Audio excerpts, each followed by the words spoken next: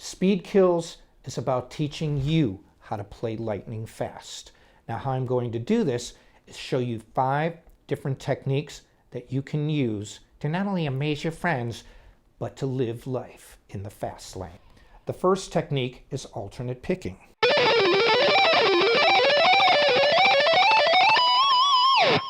The second technique, economy picking. The third technique is legato technique or hammer and pull technique. The fourth technique is hybrid picking. The last technique is tapping.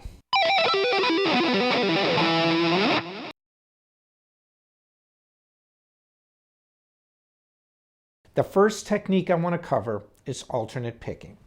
And what alternate picking is literally downstroke, upstroke, downstroke, upstroke. It's continuous down, up, down, up, down, up. And what this does is if you are using 3 notes per string groupings, which a lot of riffs are,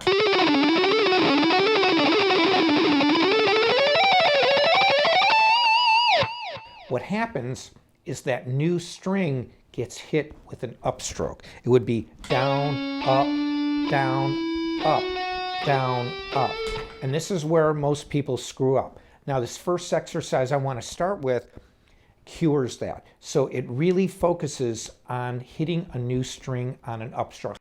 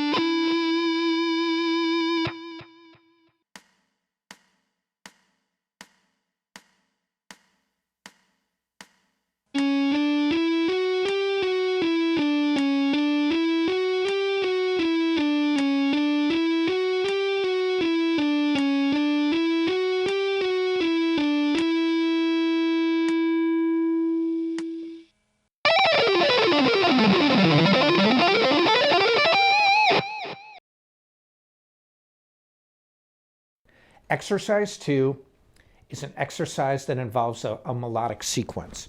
A melodic sequence is a series of notes. Maybe it's 3 notes or 4 notes that you establish in one pattern.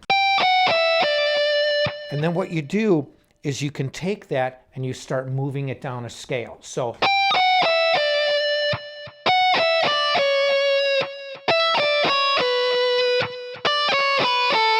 in other words, you've established a 4-note sequence and you start moving it down. Starting, for example, if it's an E Dorian, G, F sharp, E.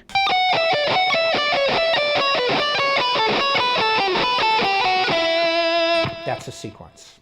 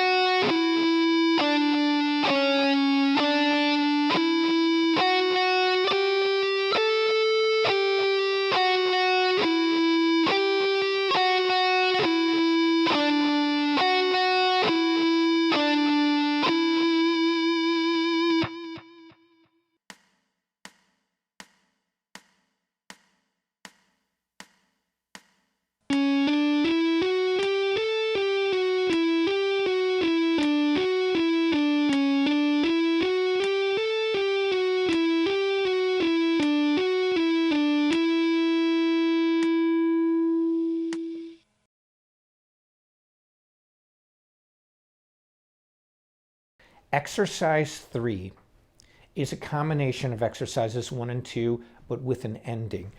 But this ending riff that goes like this is the riff that I showed myself and learned how to alternate pick. I actually told my mom I was sick when I was going to school. And growing up in the Chicago area, we had these heaters that were on the ground.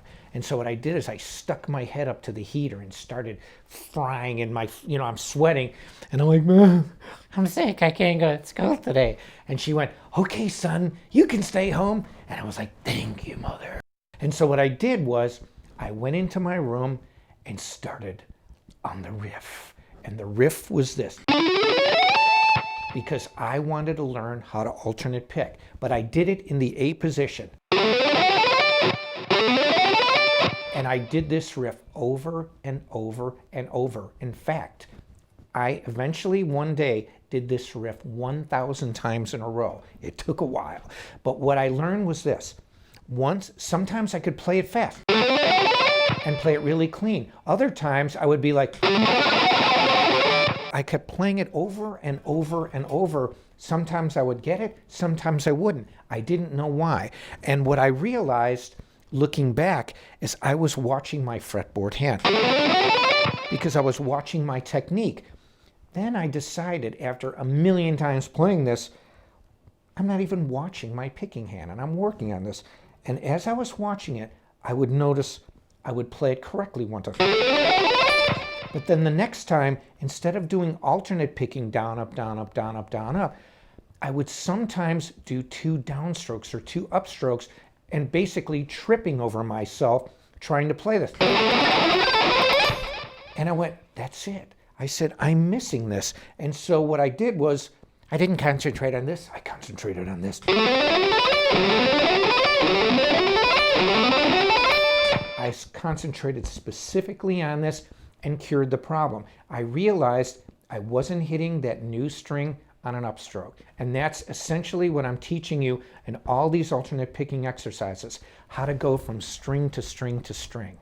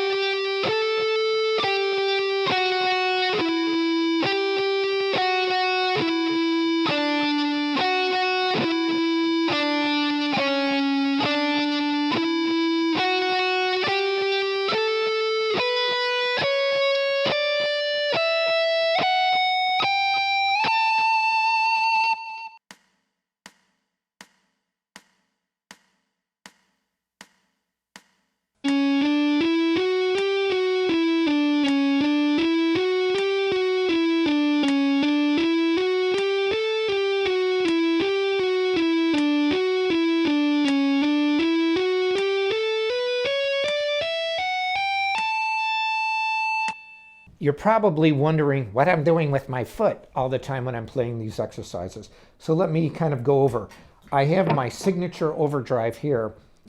I don't use a lot of gain on my normal sound. So there's not really a ton of it, but when I want more sustain, I hit the switch. But what I need more than that is I'm using a chromatic tuner that also doubles as a kill switch so that it can cut the notes off quickly. So when you see my foot moving up and down, that's what I'm really doing. And turning it off.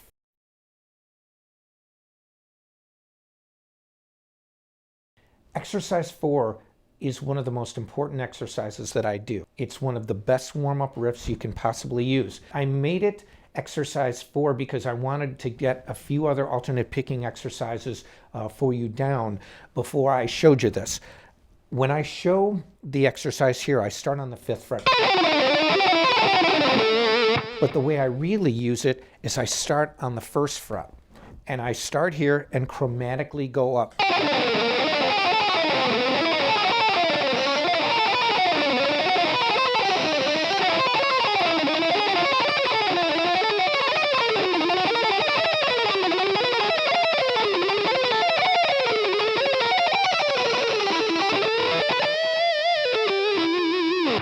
And so what I do is I start and I play this literally up the neck. What it does, it warms up my picking hand.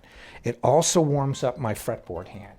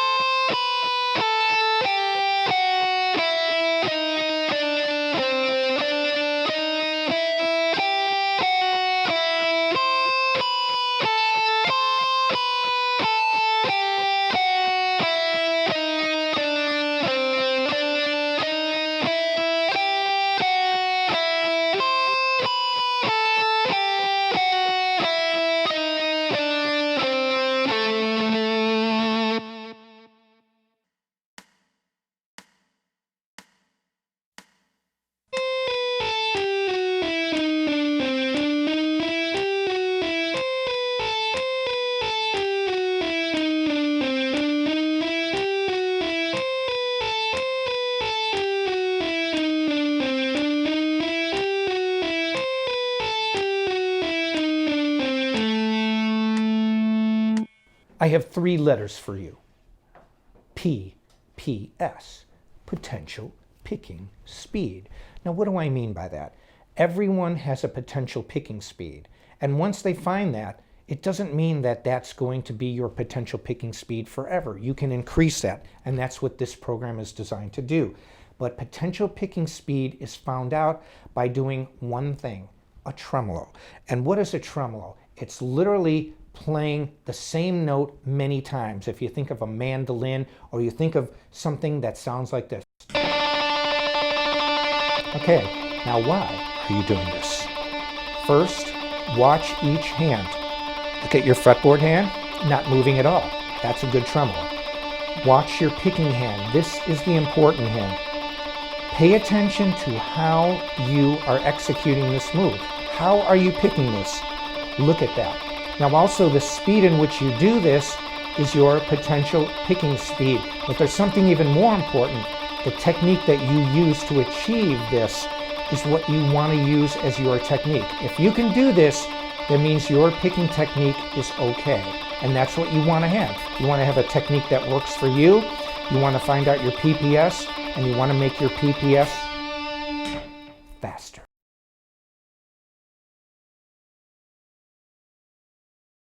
Exercise 5 is another one of my most important warm-up exercises. When you combine exercise 4 and exercise 5, and you do them starting low, playing them all the way up the neck, you are really giving yourself a great warm-up to be able to play super fast. So what I do when I play this is I make sure I have really good hand positioning, and again, I start moving it up chromatically. Now, the way I showed you on the exercise, I start on the 3rd fret.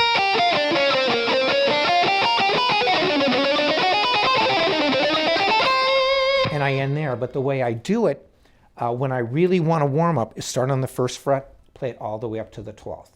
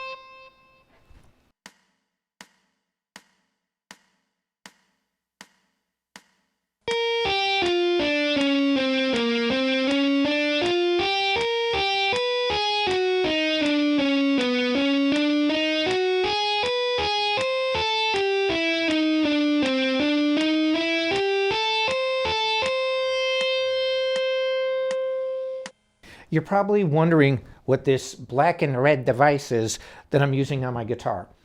And I didn't invent the string dampener, but I have a patent on this because I invented the best one on the planet. And what this essentially does is it's my third hand. When I invented the double guitar, in order for me to do legato phrases without a guitar pick, in order for me to do that, I needed something to block the strings. I needed the third hand to rest here. And I found there was a Dutch guitar player by the name of George Van Eps who had invented a to what I consider nowadays, a crude version of this, but he patented it. And it was done, I think, in the 1950s. It was done a long time ago. And so what I did is earlier in my career, I researched it and I came up with a much different version. And what made this so important is that especially when you can go direct, when you're not using an amplifier, see what this does? It blocks the strings so that you get this, so that it literally mutes the strings on this side, and it gives one the ability to actually not only sound cleaner, but it'll stop extra notes. I call them extraneous notes. We call this the MAB string dampener, and I use this a lot. It's a great tool, especially for legato playing and tapping. It really cleans things up.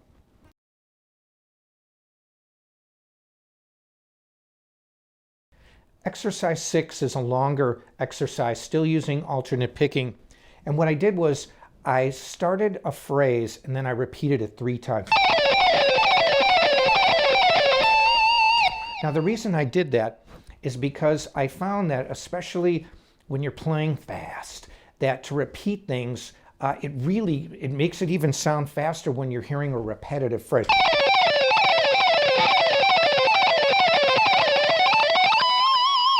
I showed an exercise that not only repeated the initial phrase, but then moved down all 6 strings, because one of the hardest things to do is just to be able to go up or down. And so these exercises show you how to do both.